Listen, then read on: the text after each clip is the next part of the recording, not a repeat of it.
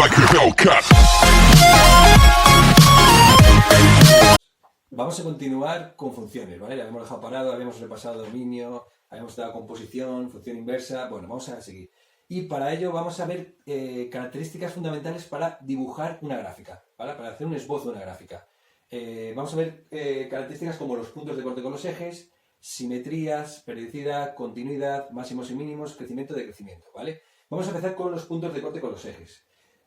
Los puntos de corte con los ejes, si usamos una función, son aquellos puntos, ¿vale?, donde la gráfica toca a los ejes de coordenada, ¿vale? Pensad que a nosotros no nos van a dar esto. O sea, a nosotros nos va a dar una función con una fórmula, ¿vale? Y nosotros, a partir de esa fórmula, pues tenemos que hallar cuál es el dominio, cuáles son los puntos de corte, para luego, con toda esta información, poder dibujarla, ¿vale? Entonces, ¿cómo podemos hallar los puntos de corte? Primero, punto de corte con el eje Y. En el libro pone puntos de corte, pero es que en el eje Y solo puede haber uno. Porque hemos dicho que para que sea una función, para cada punto de la X solo puede tener un punto de la Y. Luego, en este eje solo puede cortar la gráfica en un solo punto. Si cortara en algún punto vaya, no sería una función, ¿vale? Luego solo en un punto. Entonces, ¿y cómo podemos calcular ese punto que queremos hallar? Pues fijaros, cuando la gráfica pasa por aquí, si os fijáis, el valor de la X es 0. Bueno, pues lo que hacemos es obligarle que la X valga 0 y luego sustituirlo en la fórmula, que ahora lo veremos con un ejemplo, y ver cuánto vale la Y. En este caso Y valdría f de 0. Solo hay un punto, aquí. Y luego, aquí, en el eje X puede haber desde 0 puntos, ¿vale? Puede haber gráficas que solo estén por encima, que no toquen nunca el eje, un punto, hasta infinitos puntos. Imaginaros una función que sea todo el rato periódica y que vaya tocando el eje X, ¿vale? Entonces, en el eje X sí que puede haber muchos puntos. ¿Y cómo los determinamos? Pues al igual que para este eje, lo que obligamos es que la X valiera 0 y ver cuánto vale la Y, aquí va a ser lo contrario. Si os fijáis, aquí la Y vale 0. Entonces lo que obligamos es que la Y valga 0 y ver cuánto vale la X, ¿vale? Bueno, os voy a poner un ejemplo para que lo veamos mejor. Esta sería la gráfica, no la conocemos, pero imaginaos que nos dan esta función y nos piden que calculemos los puntos de corte con los ejes, ¿vale? Bueno, pues vamos a empezar con el punto de corte con el eje Y, ¿vale? Eje Y. Vale, para el eje Y hemos dicho que es obligatorio que la X valga 0. O sea, si es el eje Y, la X vale 0. Bueno, lo que hacemos es sustituir esto en esta función. Entonces, sería calcular cuánto vale f de 0. Sustituimos y va a quedar 0 al cuadrado más 2 por 0 más 3. ¿Vale? Fijaros que siempre va a ser el término independiente. Siempre. O sea, no hace falta hacer muchos cálculos. En este caso, quitamos las X y nos quedan... Bueno, esto sería menos 3, perdón. Menos 3. Por tanto, f de 0 sería menos 3. ¿Cuál sería el punto? Bueno, pues el punto sería x igual a 0, ¿vale? El punto sería el punto 0, menos 3. Que podemos observar en nuestra gráfica, que es el punto 0 de la x menos 3. Nos coincide, ¿vale? Y ahora vamos con el eje x. Bueno, para hacer el eje x, lo que obligamos es a la otra variable, a la y. Y obligamos que la y sea 0, ¿vale? Y aquí nos va a quedar una ecuación. O sea, si esto vale 0, la f de x, o sea, esto nos queda 0, o una flecha, igual a x cuadrado más 2x menos 3, ¿vale? Esto es una ecuación de segundo grado. Y tenemos que saber resolverla. La resolveríamos con la fórmula, menos b más menos b cuadrado menos 4c partido 2a. Bueno, si resolvemos esta ecuación, ¿vale? Yo lo voy a hacer mentalmente. Como es menos 3... en este caso tiene una solución positiva y otra negativa. Este es el producto. Y esta sería la suma cambiada de signo. Por lo tanto hay más negativos y la suma da 2. Como tiene que ser diferente signo, sería el menos 3 y el 1. Porque hay más negativos. Por lo tanto, una solución sería menos 3 y otra solución sería, hemos dicho, más 1. ¿Vale? Más 1 por menos 3, más 1, menos 3, menos 2, cambio de signo, 2. ¿Vale? Pero vosotros lo hacéis con la ecuación de segundo grado, la fórmula, ¿vale? La resolvéis. Bueno, pues los puntos serían dos puntos en este caso. La x menos 3, la y vale 0, obligatoriamente, y la otra sería el punto 1, 0, que si os fijáis coincide con el menos 3, 0, 1, 0. Estos puntos, imaginaros que la gráfica no la tenemos. Nosotros hallaríamos esto y luego en nuestra gráfica sabríamos ya por dónde iba a pasar, ¿vale? Luego, fundamental que sepamos calcular los puntos de corte con una función. Bueno, continuamos con otra característica. Bueno, seguimos con otra característica fundamental, que son las simetrías, ¿vale? Simetría de una función. A ver, hay funciones que son simétricas respecto a alguna recta, o sea, quiere decir que si lo doblamos a mitad serían igual una parte y la otra, o funciones que son simétricas respecto a un punto. O sea, que si vamos uniendo todos los puntos de la gráfica con este punto y le ponemos a la misma distancia, sería igual, ¿vale? Nosotros nos vamos a centrar sobre todo en dos simetrías fundamentales, que es la simetría par, que es respecto al eje de ordenadas, ¿vale? Respecto al eje de las X, o sea, si dobláramos justo respecto a este eje, da lo mismo, y otra que va a ser la simetría impar, que es respecto al origen, ¿vale? Y ahora voy a enseñar. Por ejemplo, imaginaos que tenemos, como vemos, coger una funda, ¿vale? Una funda y dibujar la gráfica. Bueno, si la simetría es par, esto quiere decir que si yo doblo sobre el eje de las Y's, ¿vale? Tiene que salirme la misma gráfica en un lado y en el otro, ¿vale? De tal manera que coincidan las dos. Eso es simetría par. Esto nos viene muy bien, ¿por qué? Porque si sabemos cómo es un lado, el otro lado va a ser igual, no tenemos que, para dibujarla, estar hallando muchos puntos, ¿entendido? Luego las simetrías nos van a facilitar a la hora de dibujarla, ¿vale? ¿Cómo vemos que una función es par? Bueno, pues muy sencillo. En este caso, si le ponemos el valor opuesto de la x, f de menos x nos va a dar igual que el de la x. O sea, todos estos valores, el de la x igual a 1, pues va a valer igual que la x igual a menos 1. El de la x igual a 2, ¿vale? O sea que los valores opuestos tienen el mismo valor de la función, ¿vale? Que al doblar tienen los mismos valores en la y, ¿entendido? Luego veremos un ejemplo práctico de cómo se calcula esto. Y luego tenemos la otra simetría que es la impar. La impar es simétrica respecto al origen, ¿vale? Al origen de coordenadas.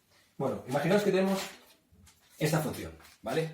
Entonces, si yo cojo, por ejemplo, un punto de aquí, lo uno con el centro y lo paso aquí, pasa aquí. Cualquier punto, por ejemplo, cojo este, paso por el centro y lo pongo a la misma distancia, ¿vale? Esto es simetría impar. La simetría impar es si yo doblo dos veces, primero sobre el eje X y luego sobre el eje Y, ¿vale? Nos tiene que salir la misma gráfica, ¿vale? No se va a ver bien ahí, pero bueno, saldría justamente la misma gráfica, una sobrepuesta de la otra, ¿vale? Doblar dos veces. Esa sería la simetría impar. ¿Entendido? Bueno, en la simetría impar, ¿qué sucede? Que si yo cojo el valor opuesto, lo que hace es cambiarle el signo a la función, ¿vale? F de menos X va a ser igual a menos F de X, ¿vale? O sea, si estaba aquí el valor, me lo pasa justamente aquí. Si estaba aquí el valor, me lo pasa justamente aquí, ¿vale? Digamos que nos cambia justamente de cuadrante. O sea, el cuadrante opuesto, ¿vale? Con la misma altura.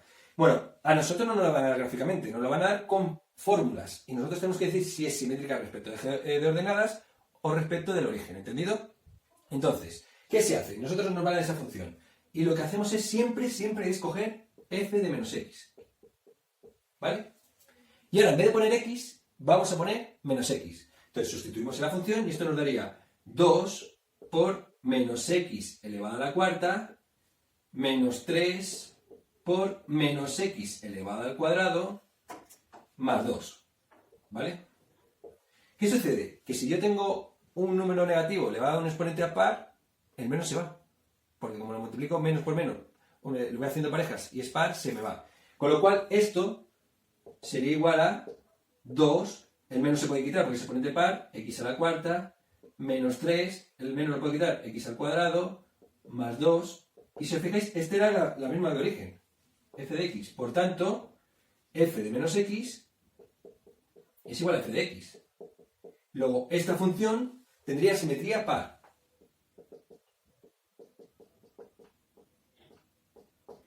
¿Por qué se llama par? Fijaros. Todos los exponentes eran pares. 4, 2, y si aquí siguiéramos sería un 0, ¿vale? X elevado a 0. Los números actúan como exponente par. Si todos los exponentes en un polinomio son pares, tendrá simetría par. ¿Entendido? Por eso se llama simetría par. ¿Qué pasa? Vamos con el ejemplo de la G. Bueno, la G, si os habéis fijado, he cogido exponente 3, exponente 1. Los dos exponentes son impares. Bueno, pues a la hora de hacer, como voy a hacer ahora, G de menos X, en vez de poner X voy a poner menos X. Pero voy a poner menos X elevado al cubo menos 2 por menos X. Pero fijaros ahora. Ahora está elevado mi exponente impar, con lo cual el resultado va a ser negativo. Luego el menos lo puedo sacar fuera. Sacamos el menos fuera. Este menos se queda aquí, fuera. Y este menos, saliendo fuera, menos por menos, más 2x. Pero si yo saco factor, como han cambiado los dos signos, ¿se ve fijado que cambian los dos signos? Puedo sacar un menos fuera. Factor común. Y entonces, quito un menos y cambio este signo, quito un menos. Si os fijáis, esta era la de origen, x al cubo menos 2x. Por tanto, esto es igual a menos g de x. Como g de menos x es igual a menos g de x, esto sería simetría impar.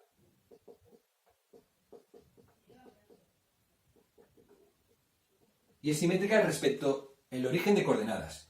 la par respecto al eje de las Y's ordenadas y la impar respecto al origen. ¿Entendido? Respecto al origen. Repito, como han cambiado los dos signos, este era, si os fijáis, era más, ha pasado a menos, y esto un menos. Un más, puedo sacar el factor como un menos. Y me queda la misma función.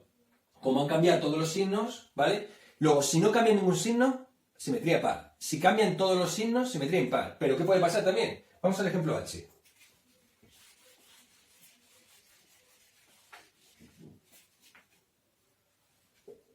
Y volvemos a hacer lo mismo, h de menos x. Siempre hay que hacer la función menos x y ver qué da, ¿vale? En este caso, ¿qué va a dar? Pues menos x al cuadrado más menos x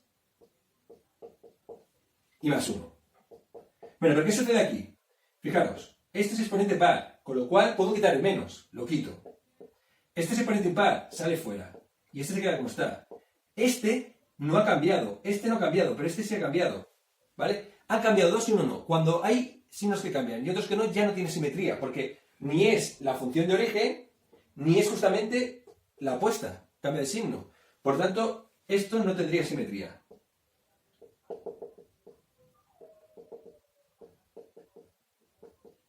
¿Vale? Lo pongo aquí mejor. No tiene simetría. ¿Por qué? Porque estos dos no han cambiado y uno sí. Luego, ni es igual a h de x, ni es igual a menos h de x. ¿Vale?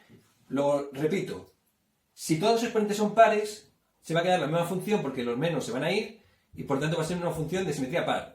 Simetría respecto al eje de ordenadas. En cambio, si todos los exponentes cambian, todos los signos cambian, ¿vale? Todos los exponentes son impares, la simetría va a ser impar respecto al eje de ordenadas. Y si hay algún exponente par y alguno que no sea, pues por ejemplo, estos dos no van a cambiar, este sí, con lo cual no va a ser ni una cosa ni la otra. Luego no va a tener simetría, ¿vale? Bueno, pues a ver si hacéis los ejercicios.